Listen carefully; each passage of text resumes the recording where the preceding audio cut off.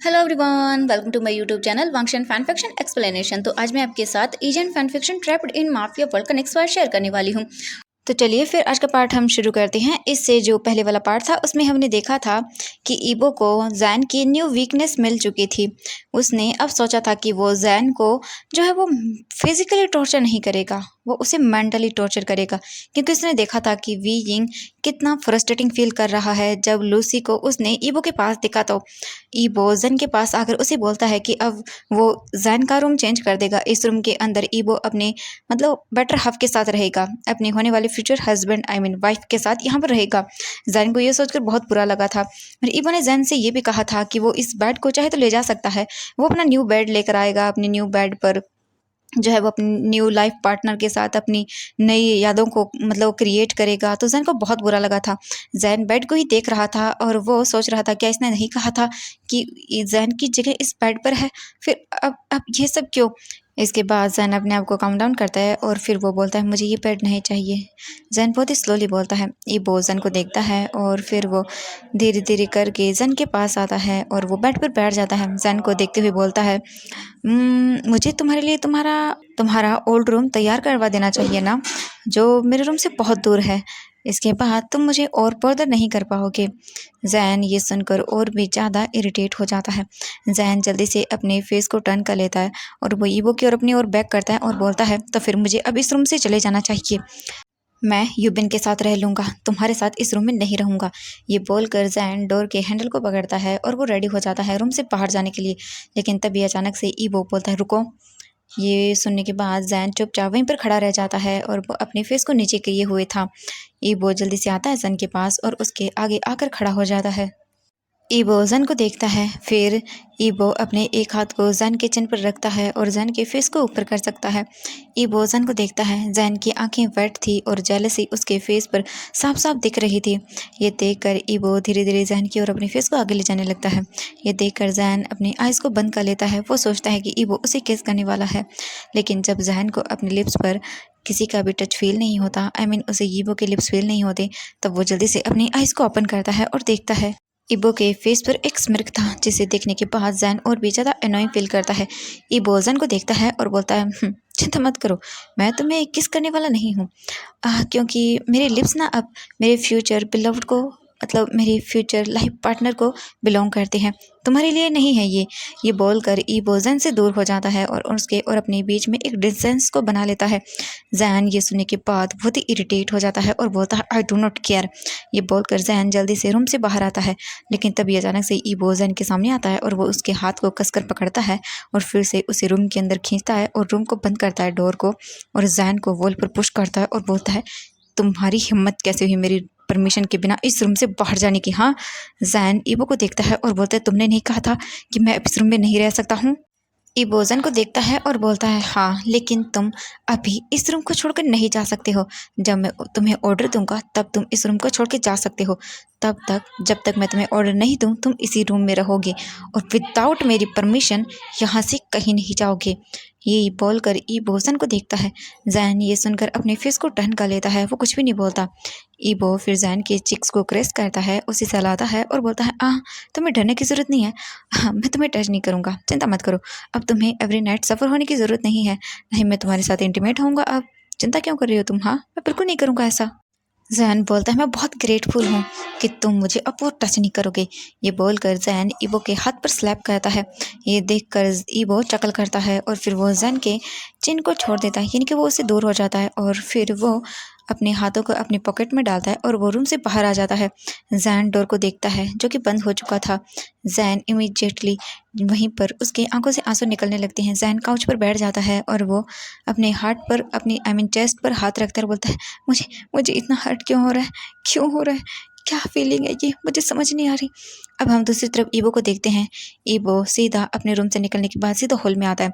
जैसे वो हॉल में आता है तो वो देखता है कि झाऊ लूसी वहीं पर बैठी हुई थी और वो अब रो रही थी और अपने आंसुओं को वाइप कर रही थी। ये देखकर जैन ये देखकर ईबो अपनी आईब्रो को रेज़ करता है और वो झाऊ के पास जाता है। झाऊ जैसे ही ईबो को देखती है तब वो जल्दी से उस काउच से उठ जाती है और वो ईबो की ओर जल्दी से दौड़ती है और अपने आर्म्स को ओपन करती है ताकि ईबो उसे हग कर सके। लेकिन ईबो कोल्डली झाऊ को देखता है और वो अपने पॉकेट से अपने हाथों को बाहर नहीं निकालता और वो उसे देखकर फिर बोलता है, तुम मुझसे दूर से बात कर सकती हो, मुझे हग करने की कोई ज़रूरत नहीं है। ईबो बहुत ही कोल्डली ये सब चीज़ें बोलता है। ये देखकर झाऊ से स्टन रह जाती है और वो ईबो को देखते हुए अपने मन में सोचती है, क्या बोल रहा है, इसने मॉर्निंग को तो मुझे मुझे हक किया था, लेकिन अब क्यों नहीं।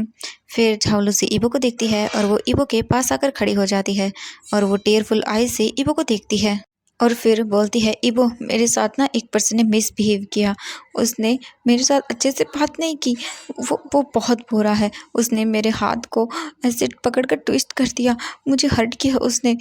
ये बोलकर झाऊ और भी ज़्यादा लाउडली रोने लगती है। ईबो चुपचाप कामली झाऊ को देखता है, वो कोई भी रिएक्शन नहीं करता। झाऊ ये देखकर और भी कस के चेयर को पकड़ लेती है। ईबो उसे देखता है और बोलता है, कौन था वो? झाऊ बोलती है, मुझे नहीं पता वो कौन था, मैंने बस उसे पानी मांगा था गिलास का और उसने मुझे ह्यूमिलेट किया, उसने मेरी इंसल्ट की। ये बोलकर वापस से झाऊ रोने लगती है। तभी एक सर्वेंट ईबो के पास आता है और वो ईबो के कान में बोलता है, बॉस, आशियन की मदर। ईबो ये सुनकर बोलता है, इसके बाद वो सर्वेंट वापस से वहाँ पर अपनी जगह जाकर खड़ा हो जाता है। ईबो झाऊ को देखता है और फिर वो साइलेंटली वहाँ से चलना शुरू कर देता है। ये देखकर झाऊ और भी शॉक हो जाती है और वो जल्दी से ईबो के सामने आती है और खड़ी होकर बोलती है, ईबो, क्या तुम बदला नहीं लोगे उससे? क्या तुम मेरे लिए स्टैंड नहीं लोगे? उसने इंसल्ट की है मेरी, उसने मेरे साथ मिसबिहेव किया है, तो क्या तुम उसे ऐसे ही छोड़ दोगे?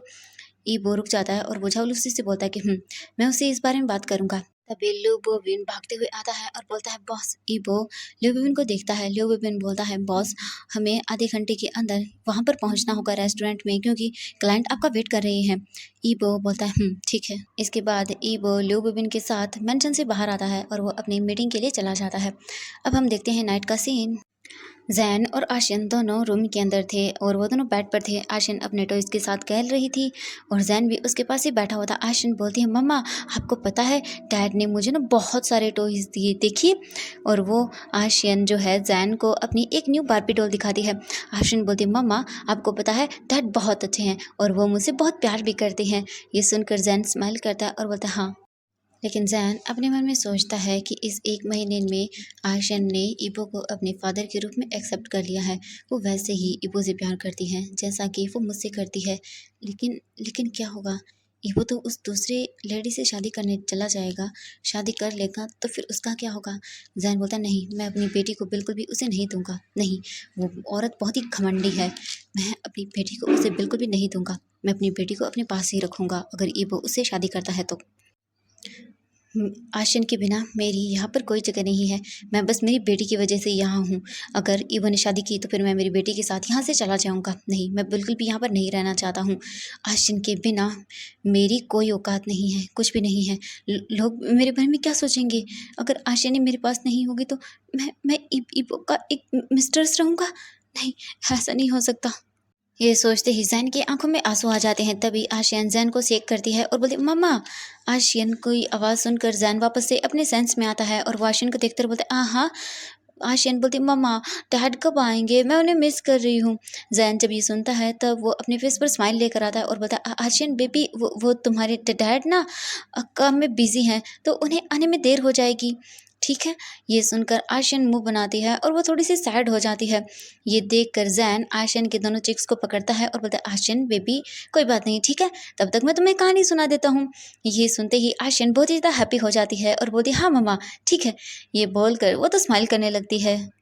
इसके बाद आशियन जल्दी से बेड पर लेट जाती है और वापस अपना सर जैन की गोद में रख लेती है। जैन स्माइल करते हुए आशियन के सर को सहलाने लगता है, उसके बालों को रफल करने लगता है और साथ में ही वो उसे स्टोरी सुनाना भी शुरू कर देता है। जैन आशियन को स्टोरी सुनाता जा रहा था और 1 घंटे के बाद आशियन सो जाती है। आशियन के सो जाने के बाद जैन स्माइल करता है, वो उसे अच्छे से बेड पर लेटाता है और उसे वो ब्लैंकेट से कवर करता है। उसके बाद वो फिर डोर को देखता है। डोर किसी ने भी ओपन नहीं किया था और न ही डोर पर नॉक हुआ था। जैन फिर घड़ी की ओर देखता है तो 11 बज चुके थे। जैन ये देखकर थोड़ा-सा परेशान हो जाता है और बोलता है, "वो बहुत देर हो गई है, वो अभी तक आया क्यों नहीं?" जैन फिर चुपचाप बेड पर लेट जाता है और वो बस गेट की ओर ही देखता जा रहा था। उसने अपनी आँखें बंद नहीं की थी। ऐसे ही करके आधी घंटा और हो जाता है, लेकिन कोई भी डोर पर ओपन डोर को ना ही तो नॉक करता है, ना ही ओपन करता है। ये देखकर ज़ैन बहुत ही परेशान हो जाता है और बोलता है, "वो क्यों नहीं आ रहा? ये बहुत लेट हो गया है।" ज़ैन फिर सोचता है, ये मैं क्या सोच रहा हूँ? मैं उसकी क्यों परवाह कर रहा हूँ? नहीं ज़ैन, तुम्हें नहीं सोचना है। प्लीज़, ठीक है? इन सब चीज़ों के बारे में बिल्कुल मत सोचो।" ये सोचकर ज़ैन अपने आप को शांत करता है और वो अपनी आइज़ को बंद कर लेता है और सोचता है, हाँ, ये अच्छा ही होगा अगर वो नहीं आता तो। हाँ, अगर वो आएगा तो तुम्हें परेशान करेगा, अच्छा नहीं है? ये बहुत अच्छा है, नहीं तो वो आएगा, नहीं तुम्हें परेशान करेगा, तुम अच्छे से सो सकते हो। आज तुम्हें चैन की साँस आएगी और अच्छे से नींद भी आएगी। ये सोचकर ही ज़ैन अपनी आँखें बंद कर लेता है और सो जाता है। अब हम देखते हैं नेक्स्ट मॉर्निंग का सीन। ज़ैन उठता है और वो अपनी बेबी आशिन को देखता है। ज़ैन उठकर आशिन के फ़ोरहेड पर किस करता है और फिर स्माइल करता है।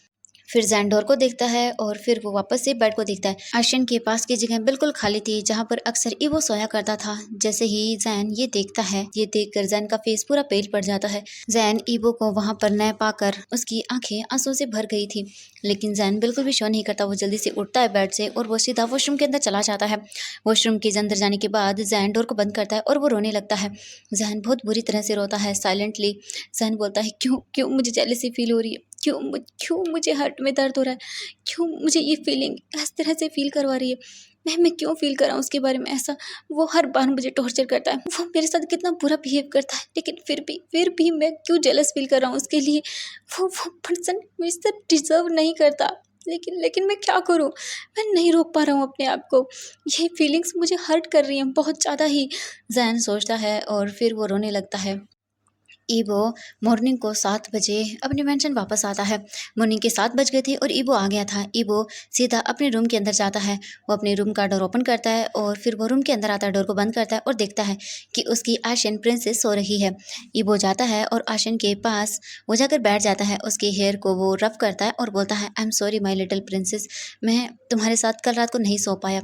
मेरी एक इम्पॉर्टेंट मीटिंग थी, इसके लिए मैं नहीं आ पाया, मुझे माफ़ कर देना। लेकिन मैं अभी तुम्हें गले भी नहीं लगा सकता हूँ, क्योंकि अभी मुझे फ्रेश होने की ज़रूरत है। मैं जल्दी से फ्रेश होकर आता हूँ, उसके बाद मैं तुम्हें हग करूँगा। ये बोलकर ईवो स्माइल करता है और वो आशन से बातें करता है सोते हुए से ही। इसके बाद ईवो फिर सीधा जाता है ड्राइंग रूम के अंदर। वो अपना ब्लेजर निकालता है और फिर सीधा अपने कुछ क्लॉथ को देखता है और वो सीधा बाथरूम के अंदर चला जाता है। ईवो जैसे ही बाथरूम के अंदर आता है तब वो अपने सामने का सीन देखकर बिल्कुल स्टन रह जाता है। ज़ैन क्योंकि बाथटब में बैठा हुआ था और वो बबल के साथ खेल रहा था। इबो भी इस वक्त पूरी तरह से नेकेड था। इबो देखता है जैन को कि जैन किस तरह से बबल के साथ खेल रहा है। जैन अपने एक लेग को बाहर निकालता है और फिर वो उस पर रब करने लगता है और सोप से खेलने लगता है और बबल के साथ खेल रहा था। ये देखकर इबो का चेहरा पूरा रेड पड़ जाता है। इबो मतलब बिल्कुल ही कंट्रोल नहीं कर पा रहा था। इबो खांसने लगता है। ये देखकर जैसे ही जैन को ये फील होता है, जैन जल्दी से पीछे टर्न होता है, क्योंकि इबो की जैन की पीठ ईवो की ओर थी। जैन की आंखें बड़ी-बड़ी हो जाती हैं जैसे ही वो ईवो को वहाँ पर देखता है। जैन बोलता, तो तुम यहाँ पर? और जैन जल्दी से अपना हाथ अपनी आइज़ पर रख लेता है। ईवो बोलता है, हाँ, मैं क्यों? मैं यहाँ पर आ नहीं सकता हूँ, वैसे भी ये मेरा वॉशरूम है, मैं जब चाहे यहाँ पर आ सकता हूँ। और मुझे नहीं पता था कि तुम यहाँ हो। लेकिन तभी अचानक से सोप का हाथ अपनी आइज़ पर रखने की वजह से जैन की आंखों में उसे जलन होने लगती है और वो दर्द के कारण अपनी आंखों को रब करने लगता है, जिससे उसे और भी जलन होने लगती है और जैन थोड़ा-सा क्रैकिंग वॉइस में रोता भी है। ईवो जब ये देखता है तब वो भाग कर जैन के पास आता है और वो जल्दी से पानी को ऑन करता है और फिर वो अपने हाथों से जैन के दोनों हाथों जो उसके हाथ थे वो उसके आइज़ पर रखे हुए थे उन्हें हटाता है और वो अपने हाथों से जैन की आंखों पर पानी मारने लगता है। जैन को थोड़ा रिलीफ मिलता है। जैन अपनी आइज़ को ब्लिंक करता है और वो स्लोली अपनी आइज़ को ओपन करता है। अब उसे जलन फील नहीं हो रही थी। ईबो और जैन एक दूसरे के बहुत ही ज़्यादा करीब थे। ईबो बोलता है, जैन तुम इतनी केयरलेस कैसे हो सकते हो? ये बोलकर वो जल्दी से उठ जाता है। तभी जैन ईबो को देखता है और जैन की नज़रें तभी ईबो के लिटिल मेंबर पर जाती हैं, जो कि हार्ड हो गया था। ये देखकर जैन के चीक्स पूरे रेड हो जाते हैं और वो अपने आइज़ को बंद कर लेता है, नीचे कर लेता है अपने फेस को और वो ईबो को नहीं देखता। ईबो जल्दी से वॉशरूम से बाहर आ जाता है, वो ड्राइंग रूम के अंदर आता है और फिर वो अपने आप को देखता है और अपने लिटिल मेंबर को देखता है और बोलता है, तुम इस टाइम कैसे वेकअप हो सकती हो? कितना एम्बैरेसिंग है ये। नहीं, तुम्हें भी इसी टाइम होना था क्या? तुम बहुत ही ज़्यादा स्टबर्न हो सच में। तुम जहन के साथ इंटीमेट होने के लिए इतने ज़्यादा मतलब एक्साइटेड कैसे हो सकते हो? ईबो ये सब चीज़ें अपने लिटिल मेंबर को देखते हुए ही बोल रहा था, जो कि बहुत ही ज़्यादा हर्ट हो चुका था बुरी तरह से। ईबो फिर देखता रोता, अब मैं क्या करूं? अब हम जैन को देखते हैं। जैन जल्दी से शावर लेता है। शावर लेने के बाद वो जल्दी से अपने आप को देखता है और वो जल्दी से ड्राइंग रूम के अंदर आता है। जैसे ही जैन ड्राइंग रूम के अंदर आता है तब वो ईबो को देखता है, जो कि अपने आप को सेटिस्फैक्शन फील कराने के अंदर बिजी था। जैन अपने आंखों के सामने जो सीन देखता है उसे देखने के बाद तो जैन की हालत और भी ज़्यादा खराब हो जाती है। जैन पूरी तरह से नेकेड था और वो टॉवल देखने के लिए जल्दी से अपने फेस को टर्न करता है और गलती से उसका हाथ एक हैंगर पर लग जाता है, जिससे कुछ आवाज़ होती है। तभी अचानक से ईबो पीछे टर्न होकर देखता है तो उसके सामने जैन खड़ा हुआ था और जैन पूरी तरह से नेकेड था। ये देखकर तो ईबो बिल्कुल भी अपने आप को रोक नहीं पा रहा था। ईबो को समझ नहीं आ रहा था कि वो क्या करे। जैन को उसके सामने पूरी तरह से नेकेड है। जैन अपनी एम्बेरसमेंट को छुपाने के लिए जल्दी से अपने फेस को टर्न कर लेता है और वो जल्दी से अलमारी की ओर मुड़ जाता है। उसे वो ओपन करता है और अपने लिए कुछ क्लॉथ को ढूंढने लगता है। ईबो जैन को ही देखता जा रहा था। जैन ईबो जैन को देखते हुए ही अपने आप को रब करने लगता है और अपने आप को कमिंग फील करवाने लगता है। ईबो जैन को देख रहा था, उसकी पैक को देख रहा था और उसकी जो ऑरा था वो और भी डार्क हो रहा था। ईबो के जो डिज़ायर्स थे और भी उसके ऊपर हावी हो रहे थे और वो बार बार फास्टली अपने आप को मूव करता जा रहा था। ईबो की नज़रें जैन के बट पर जाती हैं और जैसे ही वो इसे फील करता है तब उसके और भी ज़्यादा अजीब फील होता है। ईबो हार्डली अपने आप को रब करने लगता है और वो थोड़ी देर के बाद ही रिलीज़ हो जाता है। रिलीज़ होने के बाद ईबो एक जन की सांस लेता है। वो अपने हाथ को देखता है जहाँ पर वो रिलीज़ हो गया था। तभी अचानक से जैन पीछे टर्न होता है और वो ईबो को देखता है। ईबो जैन को देखता है, वो अपने टॉवल को लेता है, जल्दी से अपने वेस्ट के अराउंड रैप करता है और वो जल्दी से वहाँ से निकल जाता है। जैन जल्दी से अपने क्लॉथ को ढूंढता है और वो उन्हें पहनने लगता है। ईबो रूम के अंदर आ चुका था और वो बहुत ही अजीब फील कर रहा था। जैन अपने कपड़े पहनने के बाद वो सोचता है, ये क्या हो गया ऐसे? मैं कैसे देख सकता हूँ? जैन का ईयर्स, उसके चीक्स पूरे रेड हो गए थे। जैन तो अपने हार्ट पर हाथ रख लेता है क्योंकि उसका हार्ट बहुत ही फास्टली बीट कर रहा था। जैन फिर अपने फिंगर से खेलता हुआ सीधा अपने रूम के अंदर आ जाता है। वो बेड पर बैठ जाता है और वो अपने माइंड को डाइवर्ट करने लगता है, लेकिन बार बार उसके माइंड में वही आ रहा था। फिर जैन आशिन को देखता है। अपने माइंड को डाइवर्ट करने के लिए वो आशिन को ही देखने लगता है। अब हम बाथरूम की ईबो को देखते हैं। ईबो जल्दी से शावर लेता है, फिर वो ड्राइंग रूम के अंदर आता है, अपने आप को ड्रेसअप करता है और फिर वो जल्दी से रूम के अंदर आता है। जैसे ही वो रूम के अंदर आता है, जैन और ईबो की नज़रें एक दूसरे से मिल जाती हैं। ईबो और जैन दोनों ही एक दूसरे को देख रहे थे। तभी अचानक से ईबो खांसने लगता है। जैन अपने सर को नीचे कर लेता है और फिर वो ईबो को ही देखता है। ईबो धीरे धीरे करके बेड की ओर आगे आने लगता है। जैन जैसे ये देखता है तब वो और भी ज़्यादा घबरा जाता है और वो ईबो को ही देखता है। ईबो बेड के पास आ जाता है। जैन बोलता है, आप मुझे ऐसे क्यों देख रहे हैं? ईबो अपने प्लेस पर ही रुक जाता है। वो जैन को देखता है और फिर बोलता है, ये मेरी चॉइस है, तुम मुझे इसमें बिल्कुल भी रोक नहीं सकते हो। जैन ये सुनता है तब बोलता है, अच्छा, आप इतनी जल्दी ही उस वुमन को भूल गए? ईबो जब ये सुनता है तो वो स्मेर करता है और जैन को देखकर बोलता है, ऐसा कैसे हो सकता है? मैं अपने होने वाले फ्यूचर स्पाउस को कैसे भूल सकता हूँ? और याद रखना, मैं इस रूम में तुम्हारे लिए नहीं हूँ, मैं बस अपने डॉटर के लिए हूँ। और तुम जाओ यहाँ से, ब्रेकफास्ट को प्रिपेयर करो, ठीक है? मैं तुमसे फिर बाद में एक इम्पॉर्टेंट मैटर पर बात करना चाहता हूँ, जो कि झाऊ लूसी के बारे में है। जैन अपने मन में सोचता है, ओह झाऊ लूसी तो उसका नाम ये है, हाँ वट, लेकिन मुझे उससे कोई मतलब नहीं है, आई डोंट केयर। ये बोलकर जैन ये सोचता है और वो अपने ही थॉट्स के अंदर खो जाता है। ईबो जैन को देखता है, जो कि अपने ही इमेजिनरी वर्ल्ड के अंदर खो चुका था। ईबो ये देखकर स्मिर करता है और वो बेड पे बैठ जाता है। जैन फिर अपनी रियलिटी में वापस आता है और ईबो को देखता है और बोलता है, ओह किस मैटर के बारे में मुझसे बात करना चाहते हो झाऊ लूसी को लेकर? हाँ, क्या तुम्हें उसने मुझे सब बता दिया मेरे बारे में? ईबो जब ये सुनता है तो बोलता, हाँ, उसने मुझे तुम्हारे बारे में बहुत सारी चीज़ें बताई है। उसने मुझे कुछ ऐसा बताया है जो कि मैंने कभी सोचा नहीं था कि तुम ऐसा कुछ भी करोगे। तुमने उसके साथ जो भी किया है, तुम्हें उसके लिए ज़रूर पनिशमेंट मिलेगी और अब मैं तुम्हारे साथ इस बारे में कोई बात नहीं करना चाहता हूँ। तुम जाओ यहाँ से जल्दी से और मेरे लिए ब्रेकफास्ट बनाओ। ये बोलकर ईबो जैन को देखता है। जैन फिर से अपने थॉट्स के अंदर बिजी हो जाता है। जैन सोचता है कि सच में वो झाऊ लूसी बहुत ही ज़्यादा एरोगेंट है और बहुत ही ज़्यादा क्लेवर भी है। मुझे लगता है कि उसने ईबो को सच में कुछ चीज़ें अलग ही बताई हैं, कुछ जोड़ तोड़ कर बताया है, इसलिए ईबो मुझ पर डाउट कर रहा है। उसे लगता है कि मैंने उसके साथ कुछ गलत किया है। हाँ, सच में, लेकिन क्या कर सकता हूँ अब। वो बहुत ही ज़्यादा चालाक है। ईबो जब ये देखता है कि ज़ैन फिर से अपने थॉट्स के अंदर ही गुम हो गया है, तब वो कोल्ड वॉइस के अंदर बोलता है, मुझे दोबारा रिपीट करना अपने वर्ड्स को बिल्कुल भी पसंद नहीं है। जैसे ही ज़ैन ये सुनता है तब वो अपनी रियलिटी के अंदर वापस आ जाता है। वो ईबो को देखता है, फिर वो जल्दी से बेड से उठ जाता है और वो भी सीधा रूम से बाहर चला जाता है खाना बनाने के लिए। ईबो ज़ैन को जाते हुए देखता है और फिर वो अपनी बेटी आशिन को देखता है और फिर वो उसे हग कर लेता है। और फिर आशिन को देखते हुए बोलते हैं, आशिन बेबी माय लिटिल प्रिंसेस, देखो मॉर्निंग हो गई है, चलो जल्दी उठ जाओ। लेकिन आशिन बिल्कुल भी नहीं उठती है क्योंकि वो बहुत ही ज़्यादा गहरी नींद के अंदर थी। ईबो जब ये देखता है तो वो स्माइल करता है और फिर वो उसके चीक्स को रब करता है और बोलता है, मेरी प्रिंसेस बहुत प्यारी है और बहुत ही ज़्यादा क्यूट भी है। मैं तुम्हें हमेशा से प्रोटेक्ट करूँगा, ऐसे ही तुम मेरे साथ रहोगी हमेशा। ये बोलकर ईबो स्माइल करता है और फिर वो आशिन के फोरहेड पर किस करता है और फिर वो उसे नहीं उठाता और वो भी उसे हक करके ऐसे ही सो जाता है। ईबो कल डे में बहुत काम करने की वजह से और नाइट को भी उसे बिल्कुल भी आराम नहीं किया था या फिर उसे आराम करने का टाइम ही नहीं मिला था, इसलिए वो भी थका हुआ था तो वो भी सो जाता है। अब हम देखते हैं 1 घंटे बाद का सीन। 1 घंटे के बाद ज़ैन खाना प्रिपेयर करने के बाद रूम के अंदर आता है। जैसे ही वो रूम के अंदर आता है तो देखता है कि आशिन अभी भी बेड पर सोई हुई है और ईबो भी उसके पास है। ज़ैन जाता है आशिन के पास और फिर वो देखता है और वो तेज़ आवाज़ के अंदर बोलता है, नाश्ता रेडी है। और फिर वो अपनी बेबी को देखता है और वो उसके फोरहेड पर सहलाते हुए उसे बोलता है, आशिन बेबी उठ जाओ, मॉर्निंग हो गई है, देखो नाश्ता तैयार है, तुम्हें नाश्ता करना है ना। ईबो जब ये ज़ैन की आवाज़ सुनता है तब वो उठ जाता है और इमीडिएटली उठकर वो बेड पर बैठ जाता है। फिर वो ज़ैन को देखता है। ज़ैन आशिन को हिलाते बोलता है, आशिन बेबी उठ जाओ प्रिंसेस। तभी आशिन भी अपनी आइज़ को ओपन करती है। जब वो ज़ैन को देखती है अपने पास तो वो स्माइल करती है और बोलती है, मम्मा। ज़ैन ये देखकर स्माइल करता है और बोलता है, good morning my princess. Ashiyan बोलती है, गुड मॉर्निंग मम्मा। फिर तभी ईबो बोलता है, आशियन। आशियन जैसे ईबो की आवाज़ सुनती है तब वो जल्दी से ईबो को देखती है और वो जल्दी से ईबो के पास जाती है और उसे गले लगा लेती है। ईबो बोलता है, गुड मॉर्निंग माय प्रिंसेस। ईबो भी फिर आशियन को हक करता है।